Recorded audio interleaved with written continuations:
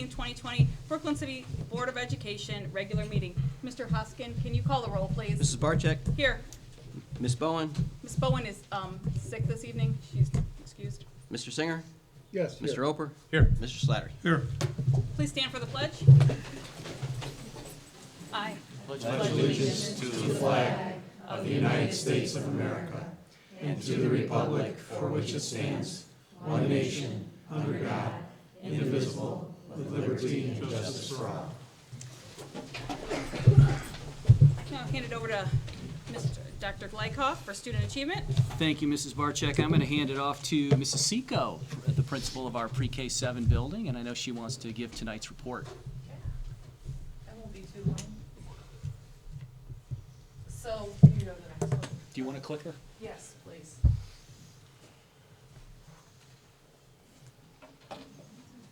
All right, so we started a new thing in the school. We have Students of the Month, and our teachers nominate students who demonstrate the skills that we are looking for.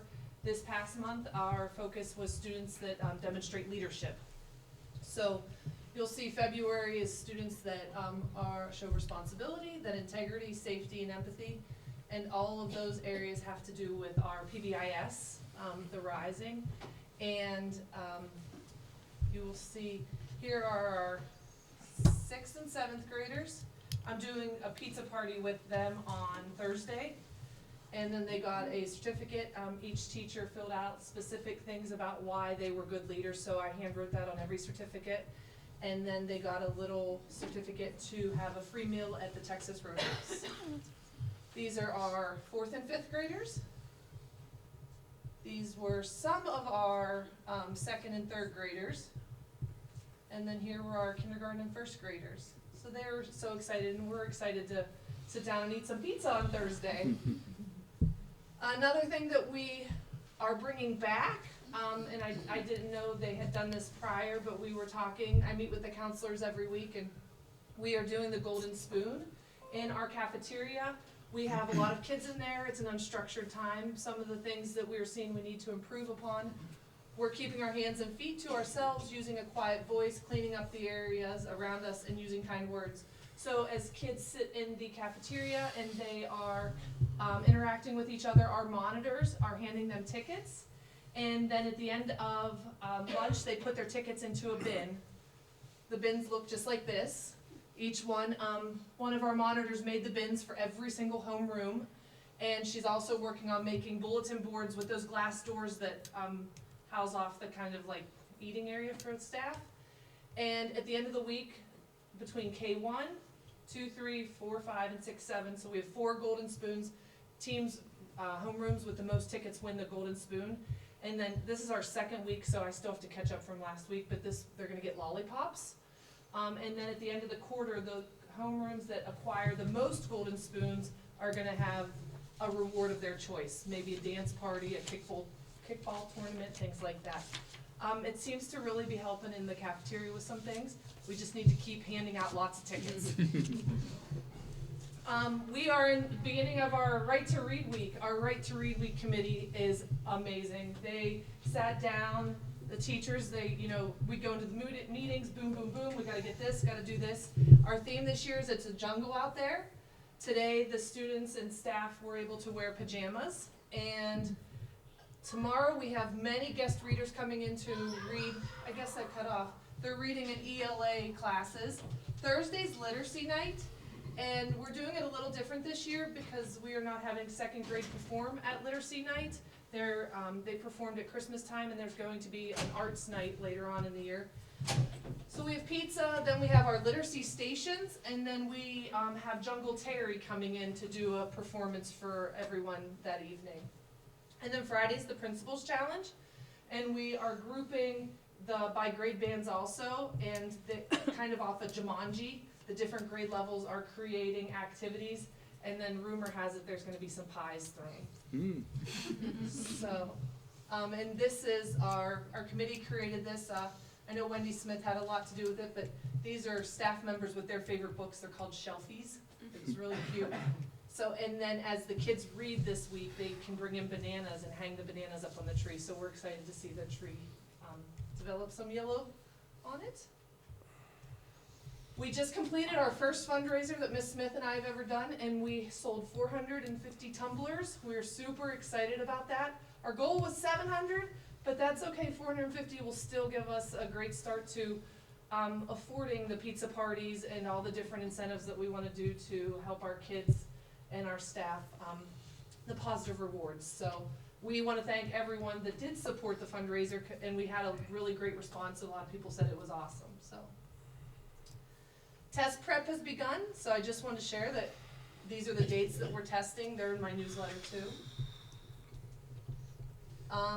So data.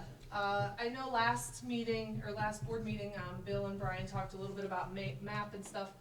How we've been using it in our building, I have sat down with all of our teams and discussed what reports look like in MAP, how are we using them. A couple teams I've been able to sit down and really look at our data. I sat down with third grade in December, and we identified some common gaps that we saw across multiple assessments, state assessments, MAP testing, our Haggerty, which is phonemic awareness, past has to do with phonics as well. And we started to use that data to guide our instruction for the second semester. And I've been meeting with third grade, and we talk about how that impacts what we're doing and what the kids are learning. So I'm excited that the teachers are really using that data to try to help drive their instruction. And these are just some things these are all new things that we have implemented this year. So we're still working out some kinks, but the younger grade levels with Haggerty, they had a really great chart that we put together that's color coded, so you can look quickly and see if a kid scored this number, it would be red. Okay, we have to focus on the columns with a lot of red. Literacy update. We have been working hard with all the literacy stuff that we're implementing in our building. 5 teachers, 4 from my building, 1 from the high school last week, went to Anita Archer, who is just an exceptional lady in literacy and understanding everything behind explicit literacy instruction. And a couple of the teachers instantly came back and they were like, oh my goodness, this was the best workshop I've ever been to.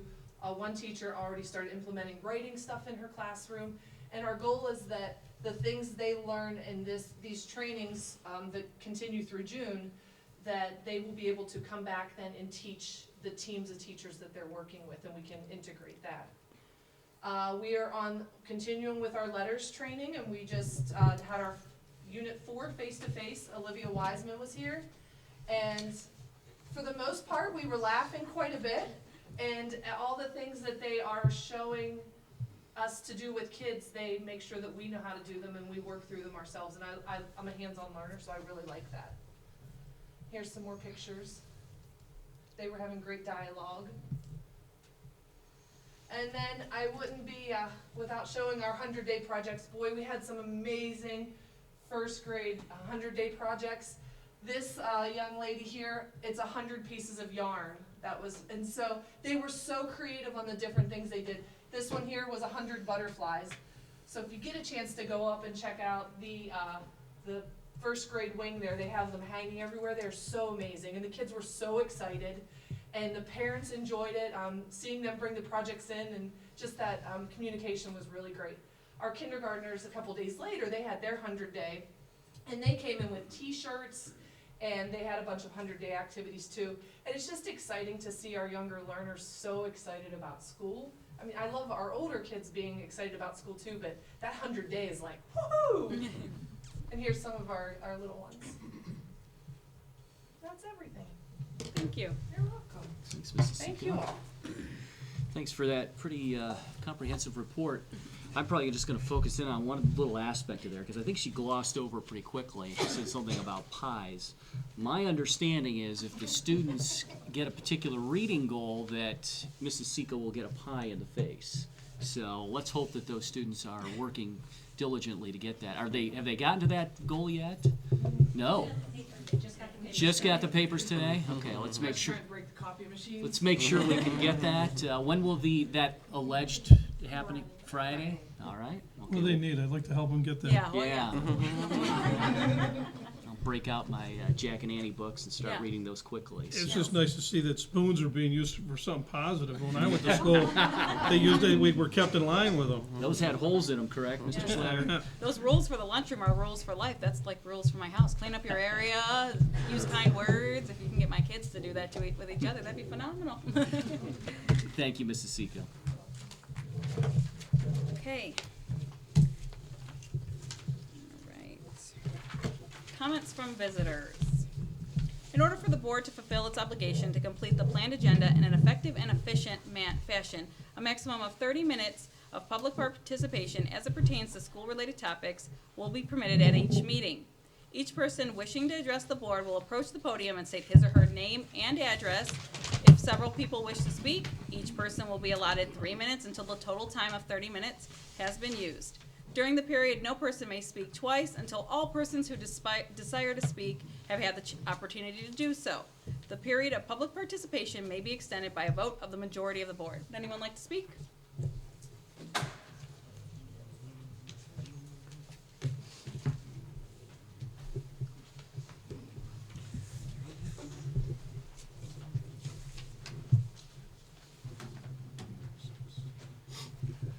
Hello. Introduce yourselves. I'm Joe Barreco. I'm a junior at Brooklyn High School. I live at 9131 Torrance Ave. I'm Dominic Berry. I'm a junior at Brooklyn High School. I live at 4381 Rockland Drive. I'm Matt Coyle. I live at 4427 Rodone. Recently, Sean Belleville was let go of his duties of head coach of the Brooklyn football team. This not only took a toll on me and Mr. Coyle and Mr. Berry, but the entire community around us. Without Belleville's courteousness and connections at the next level, past players and I would not have the opportunities at universities such as Kenyon College, Lincoln University, Malone University, John Carroll University, Bowling Green State University, and many more. Every year, Coach Sean held camps where the players taught Brooklyn youth football players how to play the football and basic techniques of the sport. Without Belleville, those kids would not receive the same attention. Even though Belleville was the varsity head football coach, he took part in coaching all Brooklyn football players, from the 5-year-old flag team all the way up to the varsity team. Belleville has improved the team by improving the mindsets of the players. He focused on us always being committed not only on the football field and in the weight room, but also in the classroom getting our grades up. And he was also committed to us. He helped getting rid of the we always lose mentality and establish a hard-working mindset. He always believed that a good mindset is key to improving as a player and a person. He coached more than just football. He taught us how to be responsible and how to work hard in leadership in everything we do. He always wanted our best no matter how good or bad we were as a player. He just wanted you to work as hard as you could.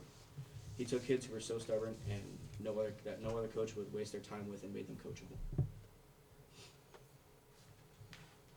You actually covered it, so you can play the video. Us and a few players organized a video in order to express what Bell means to all of the players. So, play the video.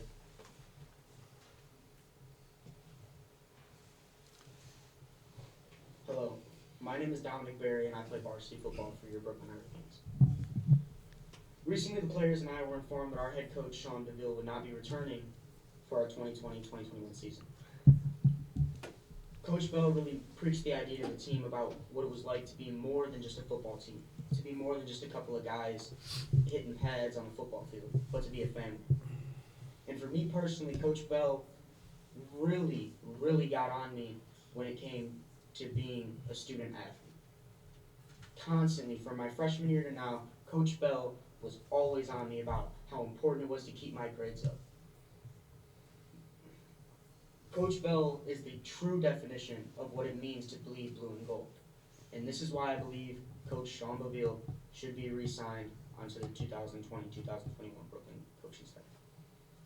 I would have never joined the football team my freshman year if not for Coach Bell. Without his mentorship and friendly nature, I would be a completely different person and would not have met all the people I know today and call my brothers on the field.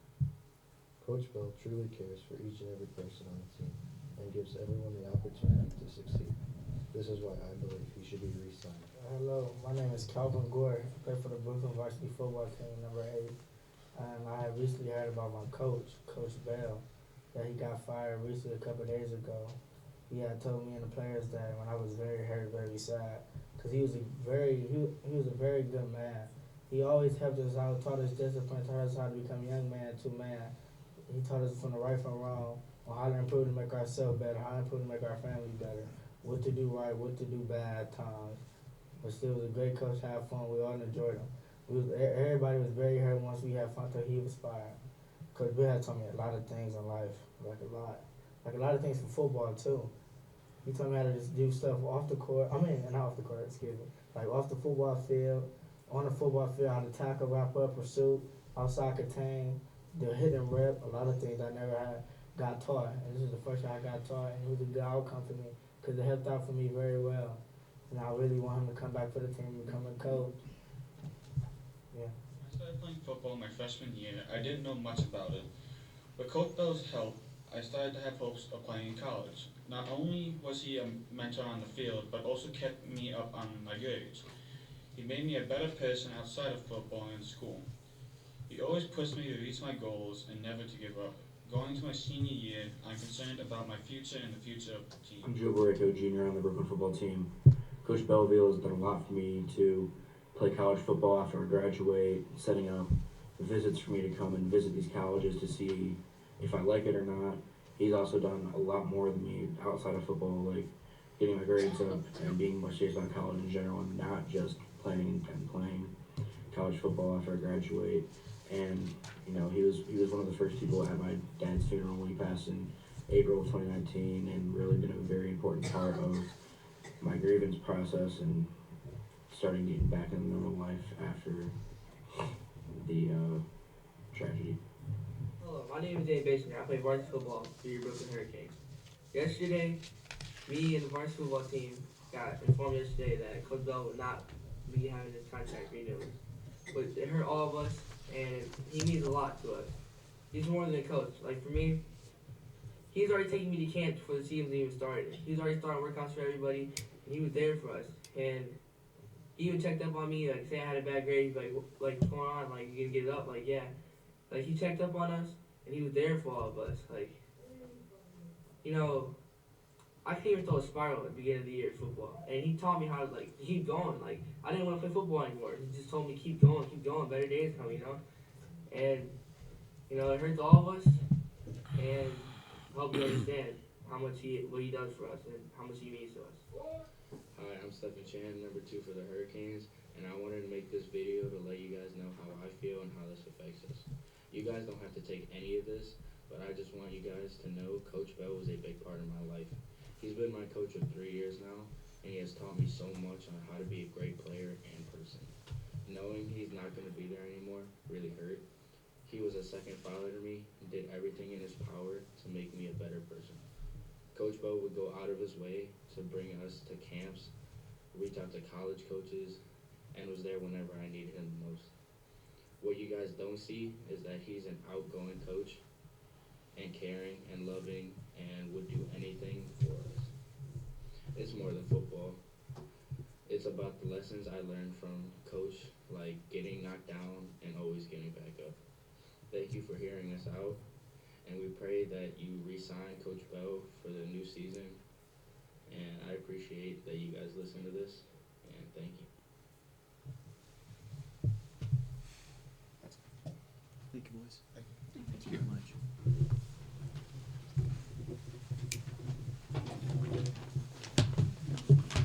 My name is Judy Harbin. I'm a graduate of the class of 1979. I currently live in Valley View at 13150 Strathmore Drive. My maiden name is Anzano. My sisters Mary Lynn and Sue graduated in 1974, and my brother Anthony, or Tony, graduated in 1975. My mother was active in PTA, and my dad was a past president of the Athletic Boosters. I was also a first grade teacher here in Brooklyn, first under Dave Petrus at Brookridge, then under Dr. Gail Clapp at Rodone. I am speaking tonight on behalf of my mother, who still resides in Brooklyn, and myself as an alumnus and former employee. I first learned of negotiating issues at my 40th class reunion this past August. At the time, I was unaware that teachers had been negotiating for over a year to get a contract. I learned there were two issues facing this long, drawn-out process. First, taking away teacher planning time, and second, agreed-upon contract language being changed by the administration's lawyer. Teacher planning time is essential. It's where the magic of teaching happens. Lesson and unit planning, collaborating with colleagues, and most importantly, meeting about students takes place during this time. Even with this time, most teachers take work home and work for 1 or 2 hours more a night, plus more time on weekends. Eliminating this time would be detrimental to student achievement. If this time was to be restricted, the logical consequence would be that the administration was planning on eliminating classes such as physical education, art, and music. These classes are truly essentials to students' well-rounded education, and they also enrich the lives of students. Phys Ed provides the building blocks for a lifelong, healthy lifestyle. Art and music opens up worlds of history and cultures that students can explore. Students then exercise different parts of their brains in order to be creative. High-stakes testing, to be honest, has taken much of the enjoyment out of school. These essential classes keep that joy alive. Even cash-strapped Parma has never been told by the state to eliminate these classes. The second issue of changing agreed-upon language during negotiations is just bargaining in bad faith. Negotiating a contract requires an incredible amount of time. Planning, meeting, signing off on agreed-upon language per section, and then starting over again. To have meetings scheduled, then have the administration leave without telling the other side is quite disrespectful to the people involved as well as to the process. Also, changing agreed-upon language sets the process back to square one. This last problem is what truly brought me out this evening. So, who wins when the process is dragged out? Only the lawyer and the law firm. They have a financial incentive to keep the process going for a long time. Why? Billable hours. My understanding is that the school has invested close to $250,000 with this lawyer and law firm for services rendered. And what is the accomplishment of all this money and time? Until the community began to speak out, there had been no meetings scheduled and most importantly, no contract signed. A lot of money for nothing. Now, I understand there is a tentative agreement, which is great. However, the board and superintendent have to earn back the trust of the community. You have been entrusted to be fiscally responsible to the community, and I'm not sure that spending that kind of money with nothing to show for it was the best choice, especially with a levy on the ballot. I know my mom, who has voted for every levy because she knows a strong school supports a great city, was very upset by these tactics and money wasted. She was shocked that teachers had been working for over 18 months without a contract. Her words were, "Who ever heard of treating employees like that?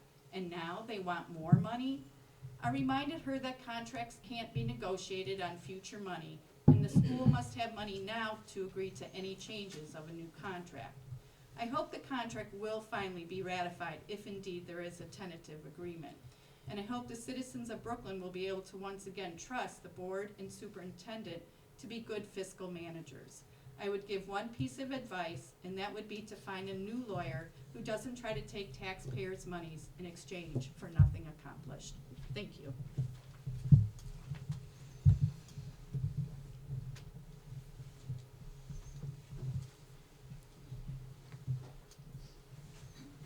Good evening. My name is Mark Tenaglia Sr. I live at 7056 Greenbrier Drive, Parma Heights, Ohio, and I also own a property at 7416 Plainfield Avenue, Brooklyn. As a former Brooklyn police officer, detective, and chief of police, and a longtime resident of the city of Brooklyn, I can assure you that this is a great community in which to live and raise a family. Over the years while working for the police department, many parents told me at one time the bigger reason for them moving to Brooklyn was not just because of the police and fire and the amenities. They heard from friends that Brooklyn had a wonderful school system and they wanted to give their children an opportunity at a better education because of the quality of professional teachers and staff employed here. Indeed, school system is the heart of a city. I have 3 grandchildren that have graduated from the Brooklyn schools, and there are 3 more presently enrolled in the schools. There are many opportunities that have been afforded them, such as sports, the Players Career Center, and other educational clubs that have been made available to them. The coaches and teachers who supervise these extracurricular opportunities are devoted individuals, as are their academic instructors. Contract negotiations and frivolous spending of taxpayers' money has gone on long enough. The extra time and energy these teachers are putting into trying to acquire a fair contract is a taking away from what they love doing, making a difference in our children's lives. The city was in a state of shock some years ago when the support staff went on strike. It did not last very long, but the superintendent employed at that time felt he had to hire an outside security agency for the welfare of the people that were still working and the children. Well, it turned out that a number of these people had felony convictions on their records. And at that time, Chief Murphy brought it to the attention of the supervisor at that time, and those people were taken off. You do not want this to happen again, therefore I don't think it will happen. But I urge you to conscientiously put forth a humane effort in moving forward and getting a fair contract settled soon. Thank you for your time.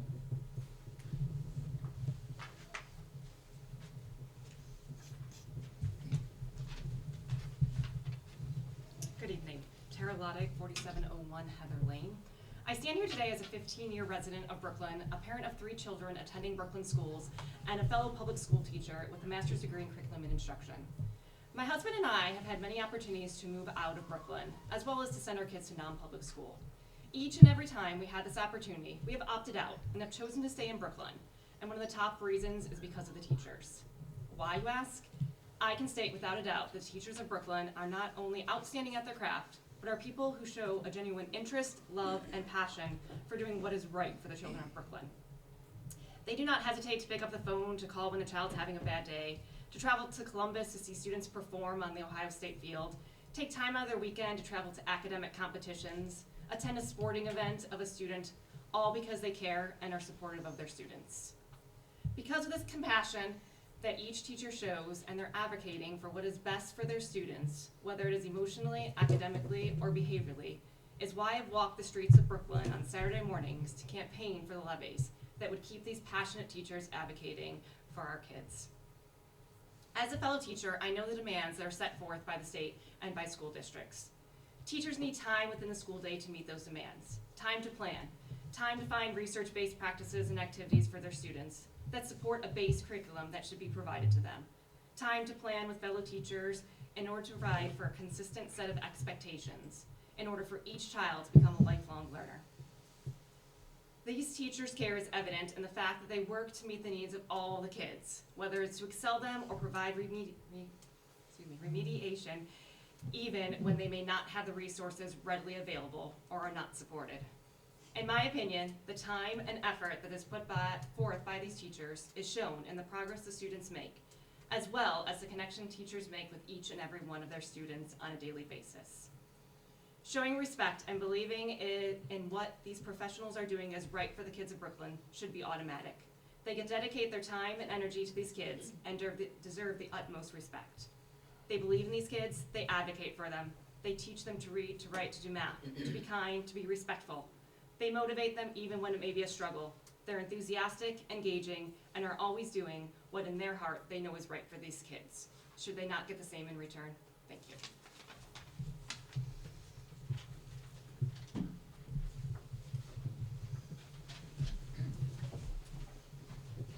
Good evening, everyone. My name is Victor Ardito, 7439 Outlook Avenue, and also a graduate of Brooklyn High, 1973. Several things. I don't know about this coach being let go or not re-signed, but as those same students said, good teachers are very important. My father passed away when I was in high school, and there were several teachers that were very supportive and kept me on the right track. Never been to jail and never want to be, and they helped in those areas also. Another thing you guys have to keep in mind, we keep passing these levies. I always have a sign in front of my house. And I heard through the grapevine, which I'm all for the football field, but I was told the money that went for the AstroTurf stuff, whatever that is, was not like dedicated for that. I could be wrong, but it could have been used for the roof and repairs to the school, To me, that would be more of a priority. People have been playing on grass and mud for eons. Another thing is, take care of your teachers in the schools. I have a friend, and she works in the school system in Medina, and the same thing. Every time contracts come, they start beating them down, more stuff. And she's there when people come in, and they're younger people. She's telling them, get the hell out of here. Go to Key Bank or something. Go elsewhere. So treat these people right. These school systems are important. I don't know the whole logistics of it, but quit cutting the corners, because it doesn't go good from there. I'm in the world of work too, and I work for a small company, and it gets very interesting at times. I would have taken some of the past people told me in my life, go to there. I'd be retired right now. I just turned 65 this month. I'd love to be retired, but not happening. So take care of people. I know it's tough at times. When you get the money and for these levies and things, do what you're supposed to. I know all you people are new, I think, from the pile of dirt. There's 2 schools got wrecked down, and there's a big pile of dirt, and the money sort of disappeared. And back in the 70s, I think it happened when I was in school, money disappeared, and nobody went to jail. Thank you.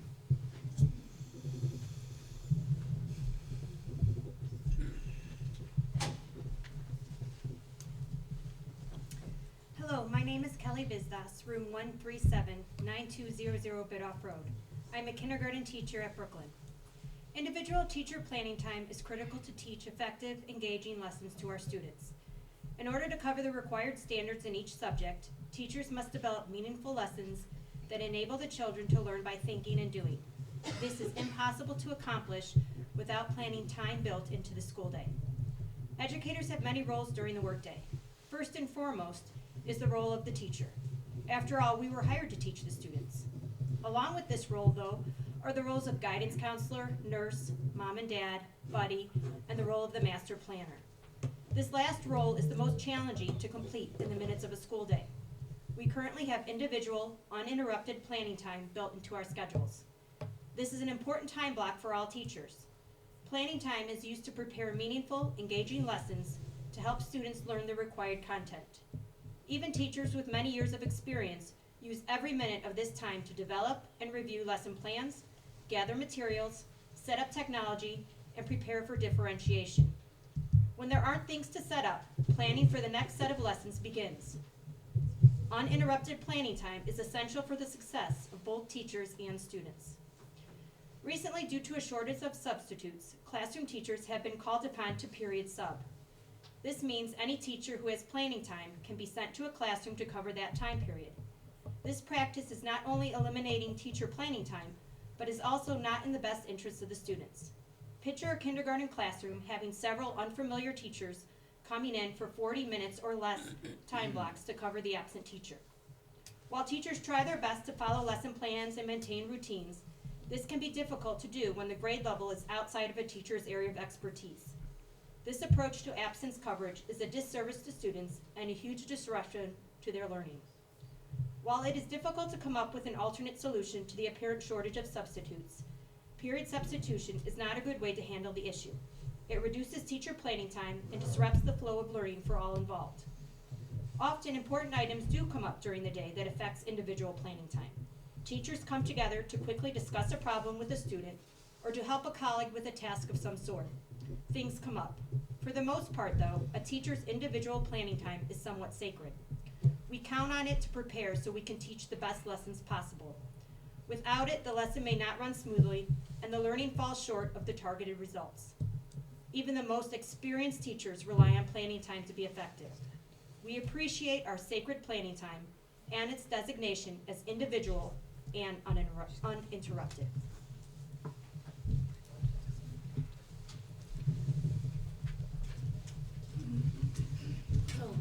Hello, my name is Maria Prusik, school psychologist here at Brooklyn School, 9200 Bidoff Road.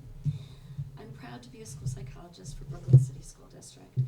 As published by the Harvard School of Education in 2018, school leaders often find it challenging to define elements needed to create positive school culture. Researchers have found, however, that the top 2 elements of culture revolve around common beliefs and shared vision.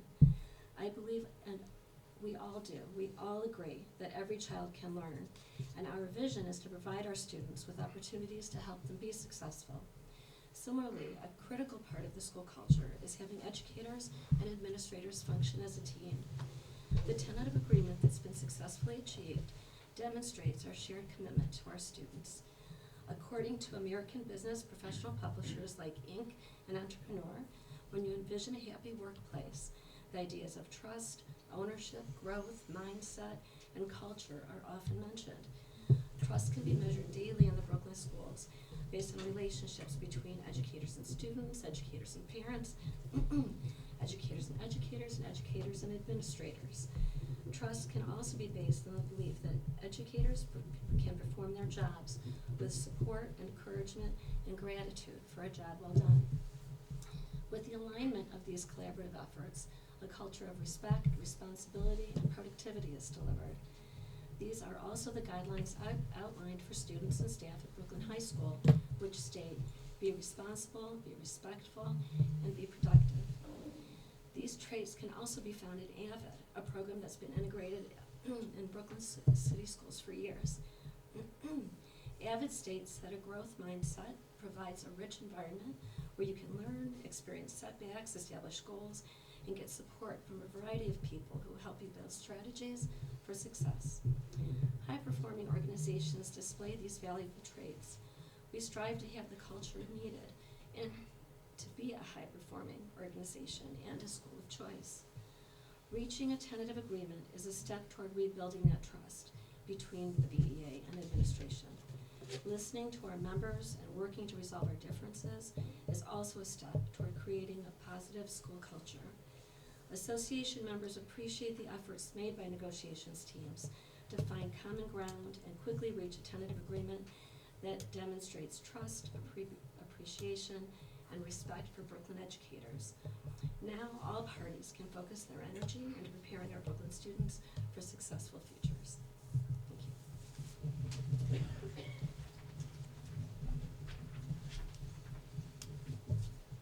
Good evening. My name is Elizabeth Budoletta, room 227 here at 9200 Bidoff Road. I am a kindergarten through 7th grade teacher at Brooklyn. The strategic vision for Brooklyn City School reads, quote, by 2023, the Brooklyn City School District will be the school of choice where academic success is fostered by community collaboration and diverse educational opportunities, closed quote. When I hear the words of school of choice, I think of two things. First, the students, and second, the teachers. Parents are going to be looking for the following things in their school of choice. Parents want a school that focuses on their children. Parents want a school that inspires their children. Parents want a school that communicates about their children. Parents also want a school that trusts their teachers. Parents also want a school that empowers their teachers. And parents also want a school that validates their teachers. By reaching a tentative agreement on the teacher contract, the Brooklyn Board of Education and their negotiation representatives are demonstrating their confidence in their teaching staff. They are displaying that they support and trust their teachers. This validation increases motivation, and motivation generates a more effective and productive staff. It is these values that provide a foundation for the school of choice we are building.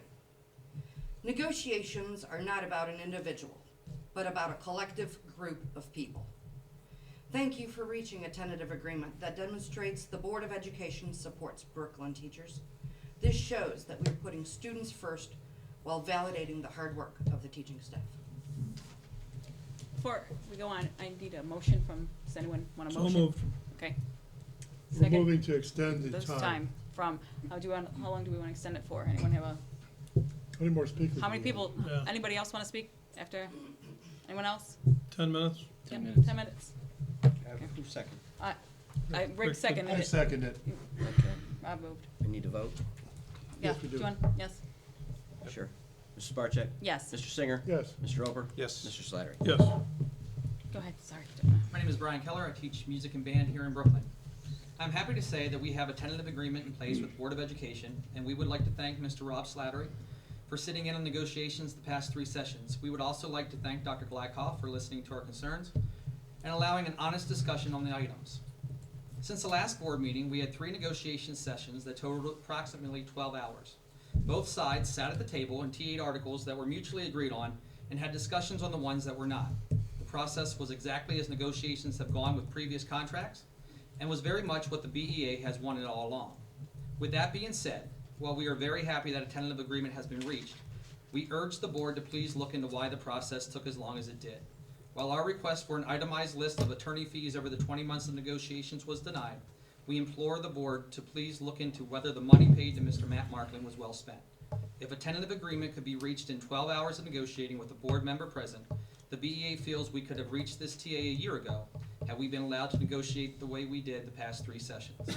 Again, we would like to thank the Board of Education, and especially Mr. Slattery, for listening to our concerns in January, and we look forward to continuing to work together to make Brooklyn City Schools the best it can be. Anyone else? We'll go on to superintendent's report. I have a brief report tonight. Just a Was there someone else who wanted to? Was there? Yeah. We got a couple. Oh. Sorry.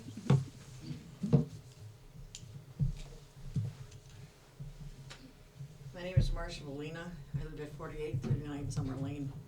I'm a retired Brooklyn school teacher for 10 years. Been through negotiations many times. I'm a little disappointed in the fact that this is taking our teachers our teachers to get a contract. They serve at the discretion of the board and the superintendent, but they are really working for the people of the city of Brooklyn. They get paid by the city of Brooklyn through the taxes. We want to see the best for them. So I'm hoping that you move forward diligently and solve this contract matter. My father once told me a long time ago when I first started teaching, when I came home and took a nap one afternoon, he said, "Why are you sleeping? All you do is play with kids all day." Until he became a senior citizen and came to Brookridge and helped to tutor kids. And then he put his arm around me one day and said, "Now I know what you do." So I'm glad that Mr. Slattery was allowed to attend the meetings. And maybe some of you need to come through the school once in a while and see what goes on. And see how our teachers work the hardest they possibly can. And you know, all of you have had a teacher sometime in your lifetime or you wouldn't be here today. Think about those days and think about this is what you want for your children and the children of Brooklyn. Thank you. Anyone else?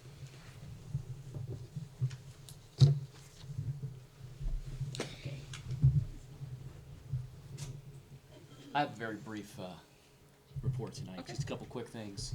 Kind of piggybacking off a little bit of what Mrs. Seco spoke about.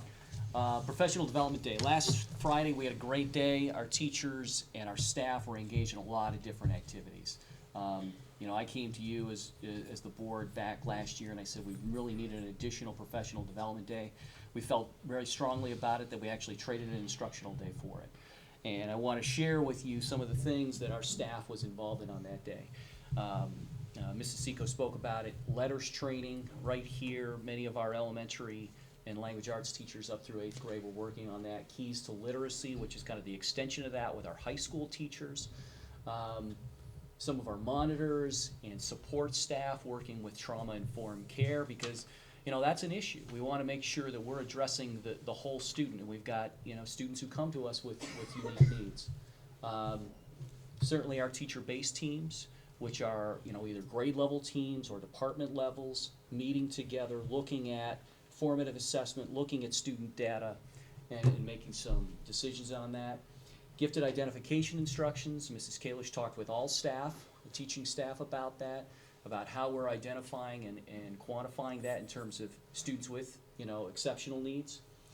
Some of our secretaries and support staff involved with new requisitions, and Mr. Hoskin worked with some of those folks, you know, the new PO process. Math instructional coaching. You know, we've had some coaches coming from the ESC, and they were working with some teachers. So I just wanted to validate you know, this day, although it was Valentine's Day, it was a great day. These folks really put a lot of hard work in, and I appreciate the efforts. And I think it was a valuable day, and we, as we look forward to next year's schedule, and I think, I say calendar, you know, we probably will be looking at, you know, right now we have 2 in-service days. We may be trying to find, you know, more so, because there is some valuable professional development that we want all of our staff to be engaged in. So we're looking forward to that. So I wanted to share a little bit with that. A lot of big things coming up, and Mrs. Seco spoke about this. Obviously, in our lower school, we have Right to Read Week with the readers and the I know the literacy night's going to be a big night on Thursday night. I want to kind of shout out a couple other different things that are happening. Our athletic boosters have their night. The race is coming up a week from Saturday, so that's a big event and a big one for them. And also post-prom, I believe, that participates in that. So a big evening.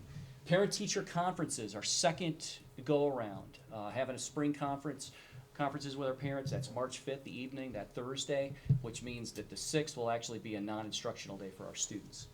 The school musical, big event here in Brooklyn. That's one of our big things that happens here.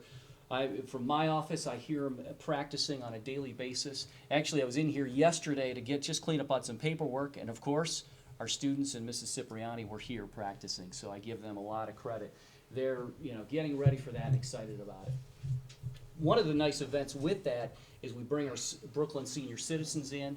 We invite them in to see the first portion of the musical, and so we're looking forward to having them come in on the Thursday morning about 10 o'clock. I mean, this has grown even in the last few years. I think my first year here, we had about 25 or 30 seniors come. Last year we had about 75. We had to put tables up down the hallway. So I think we're going to get even a big event, good amount of people coming in for that. So that's some of the things that are coming up. And then interesting that I want to dovetail off of something that Mrs. Budaletta mentioned, and that's our mission statement. You know, talking about being a school of choice. And right now, one of the biggest things that's happening around the state is ed choice. That's a term that's being, you know, thrown around and talked about in terms of, you know, how they're, you know, parents are getting opportunities to have vouchers to go and go to private and parochial schools. And right now, there's a conference committee. The politics right now is very interesting. We've got the State House and the State Senate both have conference committees going on, and so they're now having 2 weeks of testimony going on. And so I am taking that opportunity to go down there tomorrow evening and testify as well. And I wanted to kind of share a little bit, because I've been down there to testify on a few things. And some of the things that my points are simply this: that no voucher system should be directly funded through locally raised taxes. I firmly believe that. And unfortunately, the fact of the matter is that the current system that they have directly deducts from our current raised taxes. And so there's a lot of issues with that. We already know, and the folks here have heard me talk about the fact that we're underfunded as a school district. And I mean we being Brooklyn. We're getting actually less dollars than the non-pubs and the privates that they get even with their auxiliaries, for their auxiliary services. And so to even directly take that funding from that is even more so is outrageous. And so that's certainly front and center with some of my messaging. Second thing, you know, the performance-based system that they've had. You know, the fact that the schools get on a designated list or designated, and they're basing that off the report card. The report card is flawed. There's many issues with that. The way that they use it in this fashion is not acceptable. And so, you know, we're fighting that. Now, there's the other half of that, though, that they're now putting in a kind of an opportunity grant with that, so that based on income. So my third point is this, that if the Senate and if the House says, you know what, we are going to have vouchers and money is going to go to private schools, then what they need to do is those schools that accept those dollars need to be subject to the same accountability measures that we have. Because right now it's not an even playing field. We've got to give state tests, we've got to do this, we've got to do this, but there is no set rules for the privates right now. And so those are going to be the 3 major points that I'm going to make as I advocate there for Brooklyn schools, for our funding, and really for public schools in general. Because I think right now we're in a different time and a very new normal in terms of states and with education. So that completes my report for tonight. Thank you. Mr. Hoskin? I don't have anything this evening. Okay. Now on to comments from board members and committee reports. First up, Mr. Oper. Thank you, Madam President. I'd like to thank everybody that spoke tonight. Your words were heard. You're very sincere in your views, and I respect that very much. I'd like to thank Mrs. Seco for her presentation. That was great. My Polaris report, usually in February we don't have a meeting. The superintendent and treasurer meet with each member individually, and I'm going to meet with them next week. As I mentioned in the past, as far as the timing of construction-related bills with the new renovation of Polaris, there was always a possibility of doing an internal borrowing, similar to what Mr. Hoskin does to return unused money to the general fund if other funds aren't used up, and delegating money to those funds before the government money comes in. Good news is the project is still going to finish under budget, but the bad news is we're approaching a time where the PI fund will have to borrow money, as stated, from the general fund until the summer tax collections are finalized. There will be a debt service payment due in April, and depending on the size of that payment, depends how much we have to take out of the general fund before we put the money back. But the whole project, which is about $58.2 million, will be under budget by almost $500,000. February is National Career and Technical Education Month, and there's a few facts as far as Polaris is concerned. As I was growing up back in the Stone Age, a lot of the vocational was always considered, you got a went to vocational school, you got a job, and that was it. Nowadays, 71.9% of Polaris high school students attend college. 814 high school students currently attend Polaris. 97.4 successfully transition employment, military service, and technical training. On average, graduates with technical and applied science associate degrees out-earn bachelor degree holders by $2,000 to $11,000 a year. The national average high school graduation rate for students enrolled in career programs is 93% versus 80% for non-career students. That's the entire country.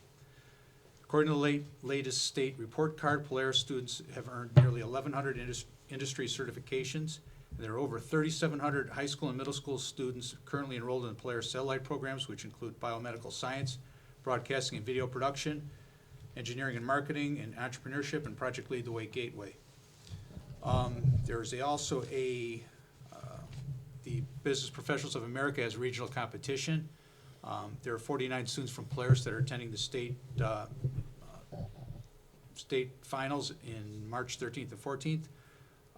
There are several people from Brooklyn. Jessica Jasalonis has placed first in 3 categories: accounting, advanced spreadsheet, and financial math and analysis. Kevin Mai has finished first and second in personal financial management and fundamental word processing. Lona Jackson placed second in intermediate word processing.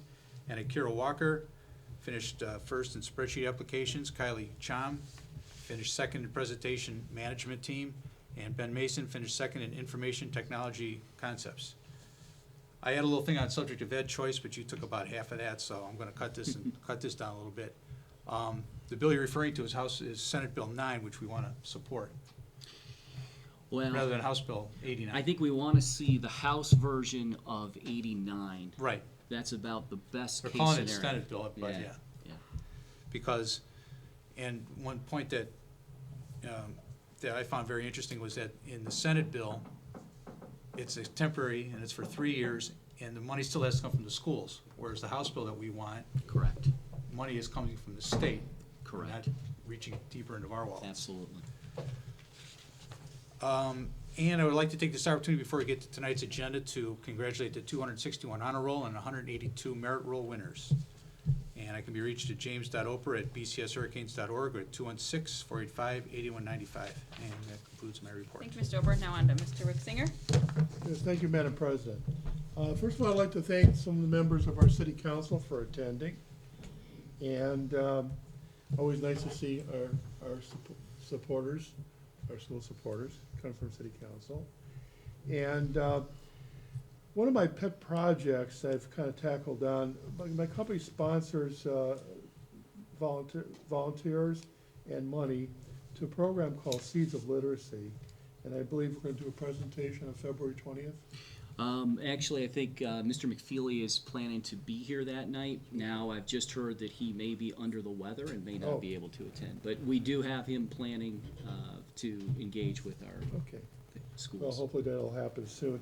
I don't know if any of you have ever heard of the Seeds of Literacy program, but they have 2 locations. They're funded by the Sisters of St. Joseph, St. Mark.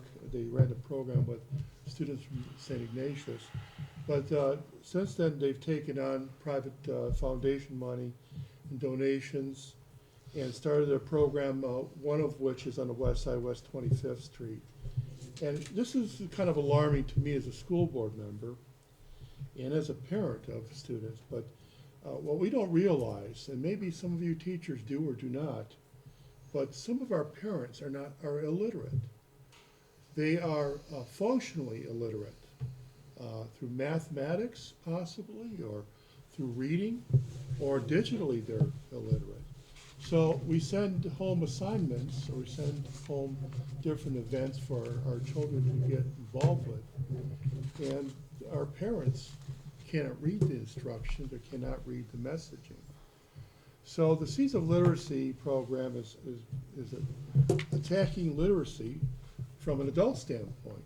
And, you know, you're used to teaching in the classroom with, you know, a whole bunch of students, whereas with adult illiteracy, it has to be a one-on-one.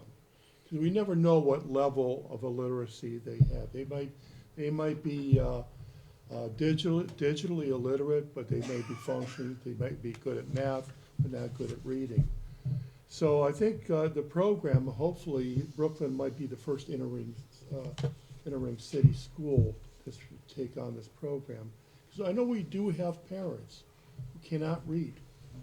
We have parents who cannot, you know, if a child comes in and says, Mom, Dad, I need help with my homework, even simple math sometimes, and I know it's a struggle for me sometimes with some of the new math programs, but you know, it's frustrating for a parent. We want the parents to be engaged with our students, so I really strongly suggest that we do kind of dive in to Seeds of Literacy, at least open up the educational component to our parents. So the program does need volunteers. The program always needs money. Fortunately, I work for a company that's taken this on, as well as some other Cleveland corporations.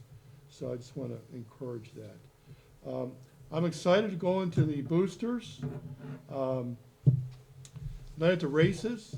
I want to thank a lot of you who are here who helped out with the support our staff, support our schools, spaghetti fundraiser. It was a great event, raised a lot of money so that we can help support future levy issues. March 17th, very important date, St. Patty's Day. So once you eat your corned beef sandwich, make sure you go and vote. That's Brooklyn Acres. Please don't drink too many beers before you do that. But it's important for all of us to support the March 17th levy. We need it for operating funds. As Dr. Glykoff said, and my colleague, Mr. Oper, said, you know, I've been on the board for 10 years. I never kind of figure out how the school funding figures out on a state level. I mean, where does it say that? We're being taxed, and Mr. Tenaglia kind of mentioned, he kind of touched on it, where, you know, we're going to our local community for property tax increases to support our schools. And here's the state telling us that we have to cut checks out of that money for charter schools. It doesn't make any sense.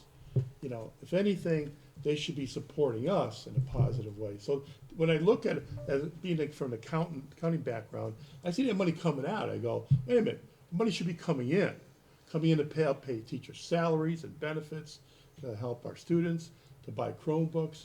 What do we see? We're seeing money escaping Brooklyn City Schools. That's just not right. So whatever you can do, if you can, you know, write to your House congressmen, your senators, and just tell them it's just not fair. It'd be very helpful. I'm going to congratulate all of our honor roll and merit roll recipients. I have a little bias there. My daughter made the honor roll, so I'm gonna toot my horn on this one. It's all about Montville. It is. And I do want to thank everyone who came up and spoke. You know, we do hear you as a school board, and we may not always agree with you, but we hear your pleas for help and support. And I've always thought that we have some of the best teachers in the county here in Brooklyn, and still do. And I don't think I've ever really heard anything bad about any teachers, as long as I've been here and my girls have been going to school here. I go back to the old adage, when our children run to our schools in the morning when they attend classes, and when they're slow to walk out of school in the afternoon, it says a lot about our educational system, that they love our schools. And the same could be said for all the teachers. Well, we see teachers coming in early and leaving late. I think it was mentioned here before, you know, for helping out a student in need. That tells us that we have a good school district. So I want to thank you all for that. So with that, it's the end of my report, Madam President. I can be reached at, or text at 216-978-1931. Thank you, Mr. Singer. Now on to Mr. Slattery. Thank you. I'll try and get through this quick. When I first got elected, I was assigned to the Domestic Violence Committee. There was a meeting. We met with a magistrate from the Domestic Relations Court. It was kind of interesting to learn, having been on the side of arresting people for domestic violence in the past. We're one of 12 counties. This court is one of 12 in the whole United States that deals just with domestic violence. Court's made up of 3 magistrates, 2 intake specialists, 2 advocates, and a manager. The court has been partnered with the Cleveland Rape Crisis Center, Legal Aid Society, Division of Witness and Victim Assistance, Division of Child Support, and Cuyahoga County Clerk of Courts. One of the biggest issues they deal with, language barriers, so they're teamed up with the Language Bank to improve that. And they've actually sped up the process of getting protection orders, and every reporting victim automatically meets with an advocate to help them out once the complaint is filed. So seeing the way the system used to be, that's a huge improvement. There was an email that went out, I'm sure everybody got it, but I just thought it was kind of, not being a band person, I couldn't play an instrument to save my life. Mr. Sullivan sent it out that they were at an event in North Ridgeville on the 15th, and Brooklyn students received superior ratings across the board in both solo and ensemble categories, and it was the first time that's ever happened, so that was kind of neat. I have actually was assigned to the facilities committee as well. We've already had 2 or 3 meetings on that, dealing with heating, cooling, everything, issues with the building. Never realized running for this position how many meetings there was gonna be. Not complaining, just stating a fact. I hope the negotiations, we don't have to go back to the table. I hope that's ratified. I think there's enough been said with that. I will say that the continuing discussions of the legal fees, I can tell you all of that money was not for negotiations. There was a lot of other issues. I hope you believe that. There are some things that we cannot release document-wise. I don't make that choice. That's a legal issue. We'll answer the questions the best of our abilities. And I don't know who mentioned it. There were so many of you guys that got up and spoke. Somebody spoke about period substitutes. That was never brought to the table. I never heard that. I was there for 12 hours. I was the only one in the room not getting paid. I believe everything with that, with the planning time, is all current contract language, so that's not an issue anymore, I hope. I hope we get this done. I'm also on the Community School and Pride Committee with Mr. Wingler and a couple other people. I actually had to miss the last meeting because we had a board meeting. Bunch of ideas. They want to have father-daughter dances, mother, son. They want to bring that back to Powder Puff game, I believe. I know back in 1987 that was a huge thing. They want to have a school-sponsored bonfire. We had one for the football team. We'll have it again up there. Hopefully we can draw a lot of people. They want to have a staff, student, alumni basketball game. I'll score. Oh, yeah. Keep score. And the talent, they want to have a talent show again. I know back when I went, that was pretty neat. All kinds of kids came in and showcased their talents. What was your talent? We must know. I was in the audience. The trophy case came up, I guess, again. They want to push on that. I'm a supporter of that. I think that could be improved. A lot of different ideas. And then lastly, well, I want to thank everybody that got up here and spoke. Where's the football players? Are they They're over still there. here? Right there. Right there. All right. I may not agree with you. I was one of the people that voiced my opinion to make a change, but I appreciate you guys getting up, the efforts of making that video. Always stand up for yourself and speak your point of view. That'll carry you a long way. And then lastly, I met with Mr. Wingler and Mr. Ross, and there's some kids, and I've been trying to do this for 5 years through Brooklyn Acres, getting service hours for kids. We got a lot of senior citizens up there and all over Brooklyn. This is not just the Acres, but all of Brooklyn. Getting the kids hooked up and having some sort of program to get stuff done in the community. Now, there's kids, I just got a text message from Mr. Wingler, there's 20 students that need some extra hours. So we're gonna concentrate on them first, but we have to have an meeting with the parents and get a waiver and everything. But the hours, I guess, are gonna go up to 120 hours over a 4-year period. Correct. For graduation. So we got a good start with people needing help and submitting their name, but it has to be run through a nonprofit. So the Brooklyn Acres is a nonprofit. They're offering up, we'll run everything through them. There's no money exchanging hands or anything. This is purely just service hours, but we'll document the hours through our maintenance department. So more information will come out about that, but it's a win-win. People that need help are gonna get it. The kids are gonna get the hours they need to graduate, and so I don't see that as a bad thing. So I will leave it. That's all I have. Thank you, Mr. Slattery. Thank you, everyone who came out today and who spoke. We definitely heard what you said. We appreciate you coming, and we know that what you bring to the school system, and we do appreciate you. So thank you for everyone who came. To the students, even as an adult, it's hard to get up here and speak, and I get nervous every month. Even after 10.5 years, I still get nervous every month speaking in front of people. And for you 3 gentlemen to come up here and do that, I commend you. That was very, very brave of you, and we heard what you said. For the sake of clarity, I was one of the people that I may not agree with you. I would be on the other side of that, but I do appreciate you coming forward, and I appreciate hearing your voices. I would like to also remind everyone, I know I don't want to reiterate what all my other board members said, but March 17th is crucial for the students of Brooklyn. We need this levy to pass. We need to go door to door. We need to go out and let, I'm going to do that at the end of mine. So we'll do that. I'll do that at the end of mine. I'm going to have you introduce something. Sorry about that. So it is very crucial, and I know we need to go door to door. We need the levy passed. Brooklyn, unfortunately, we can't just let a levy go. We need each and every one of them because of the funding, the problems with the state, the voucher programs. Those tax dollars are crucial to our schools and our students. So please, everyone, March 17th, get out and vote. I cannot wait to see Newsies. It is going to be phenomenal. I am so excited. Cannot wait. It's a few weeks away. If you get the opportunity, please come out and see it. See one of the other things that our excellent students do that really show off the talent we have here in Brooklyn. I would also like to commend those kids who made the honor and merit roll.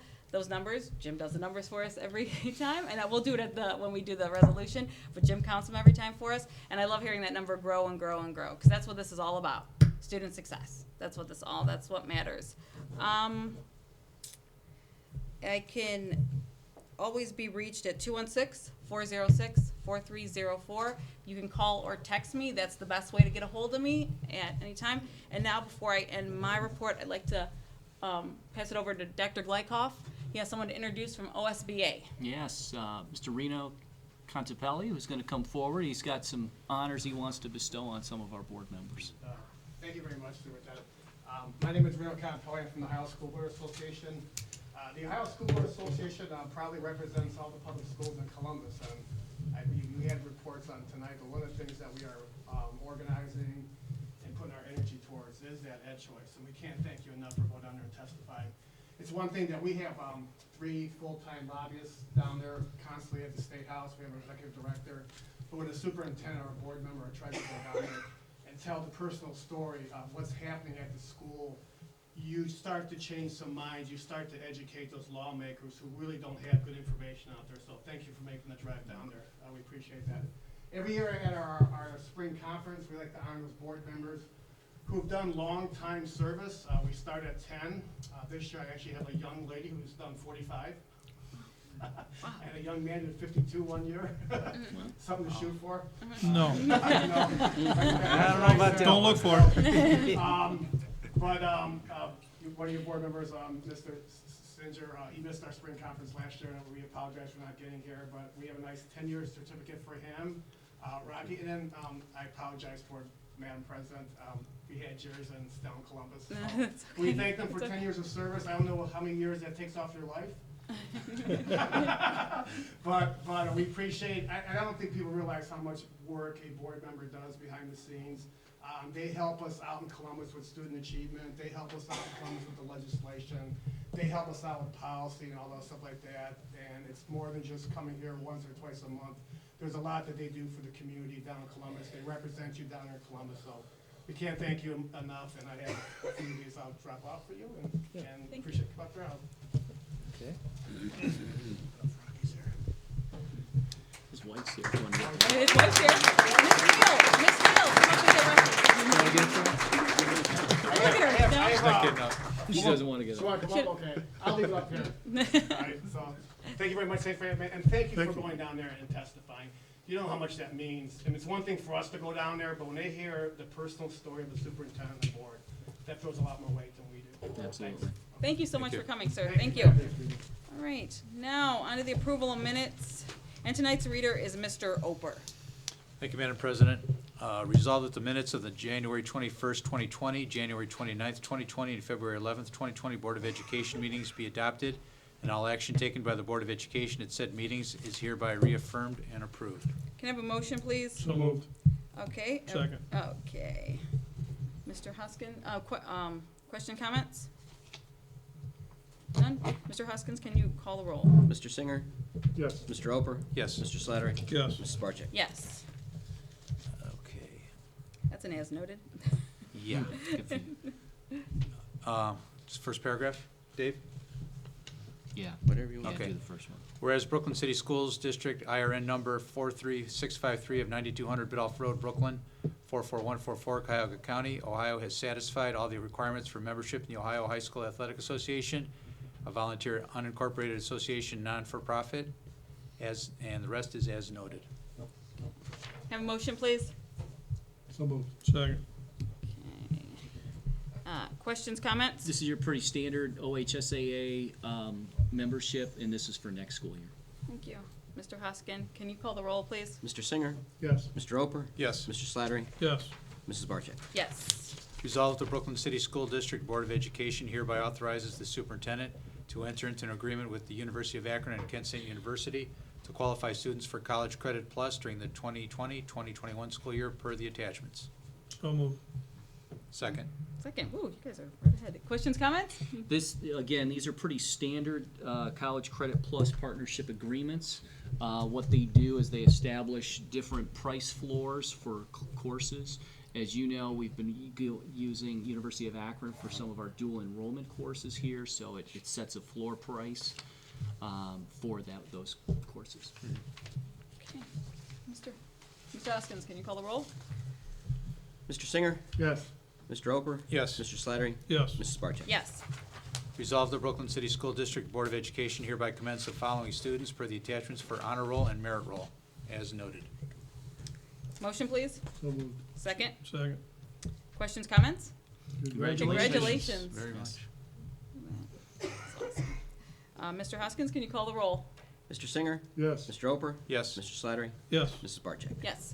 What are the numbers again, Jim? Do you have the- 261 honor and 182 merit. Wow, that's awesome.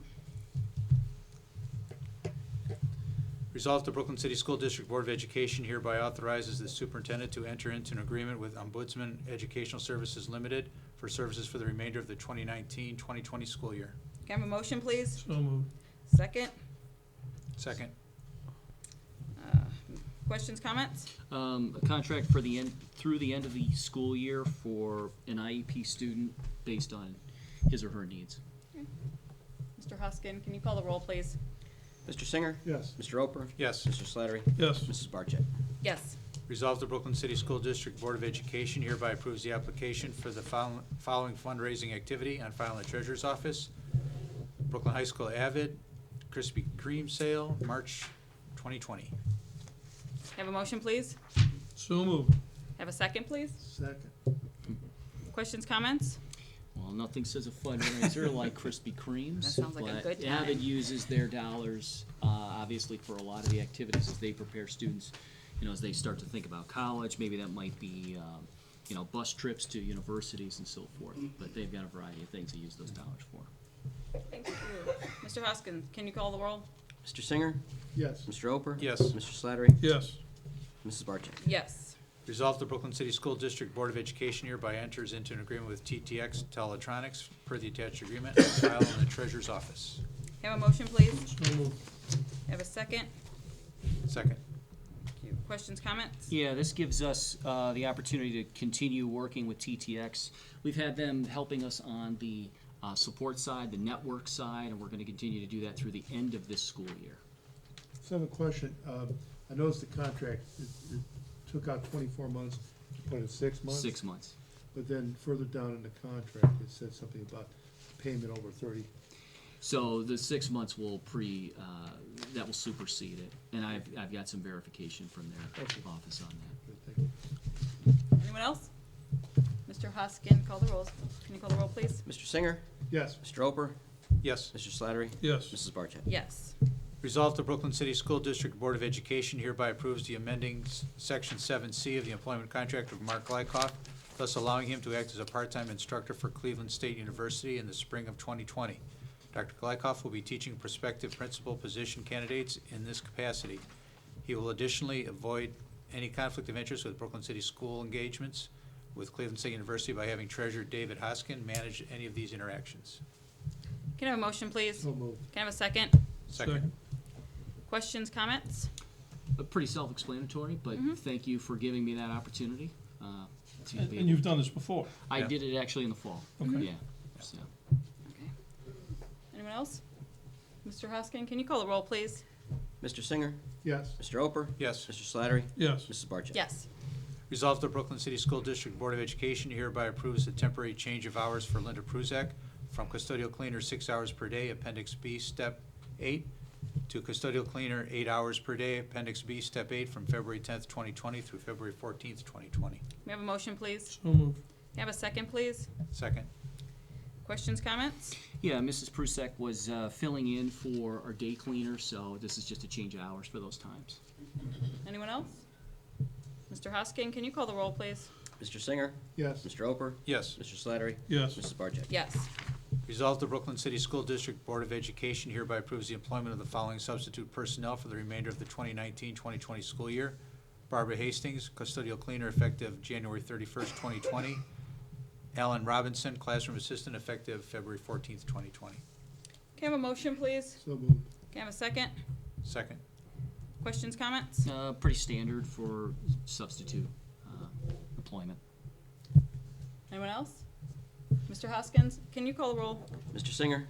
Yes. Mr. Roper. Yes. Mr. Slattery. Yes. Mrs. Barcheck. Yes. Okay. Do you have any other business? I do not have any, Mrs. Barcheck. Okay, the announcement of the next regular board meeting. Anyone else have any other business for you? No? Okay. Announcement of the next regular board meeting is February 26, 2020 in the Treasurer's Conference Room located at the Board of Education Office, 9200 Bidoff Road, Brooklyn, Ohio, 6 p.m. And we're not going into executive session, correct? Correct. Correct. No need for it. No need for executive session. Motion to adjourn? So moved. A second? Anybody? Second. Thank you, Mr. Roper. Too much to stay here. One of the guys that Come types it. I don't know. Okay, Mr. Hoskin, can you call the roll? Mr. Singer. Yes. Mr. Roper. Yes. Mr. Slattery. Yes. Mrs. Barcheck. Yes. Time is 7:19. Okay. I have to pay for that board